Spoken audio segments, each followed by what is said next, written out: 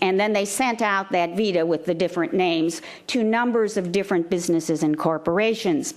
And the results were that those with Arab names, or interestingly South Asian sounding names, received the lowest positive responses to the job application. Keep in mind it's the same application, just a different name. So racial profiling with the community is definitely a major problem across the country. Time obviously doesn't permit for me to go through even a fraction of all these examples, but let me give you just a sample of the kinds of problems.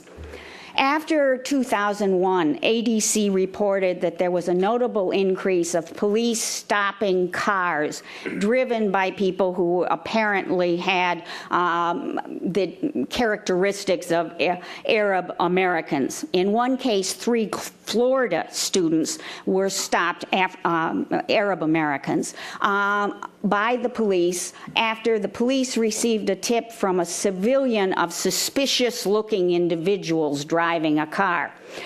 This prompted some to talk about being guilty of DWA, driving while Arab.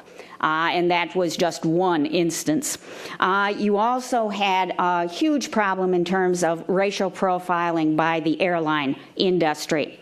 From 2001 to 2002, ADC received over 60 reports of over 100 different individuals being either denied access to flights where they had the ticket, or in some cases, actually physically being removed from their seats on the airlines after they'd gone through all of the security checks.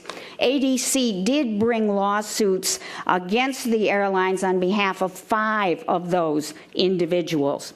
You also had similar problems in terms of businesses. The P-Tech case is one example, a high-tech firm owned by a Lebanese American. The FBI came in, seized documents, the media got hold of it.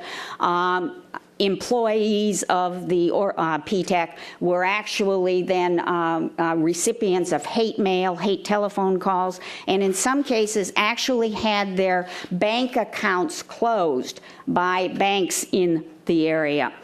Of course, the government also brought charges against a number of defendants following 9/11.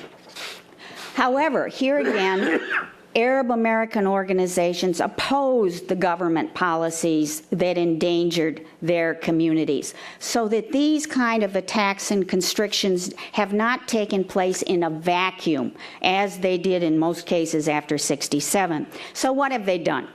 Well, the Arab American organizations have taken legal action, as I mentioned, various court cases. They've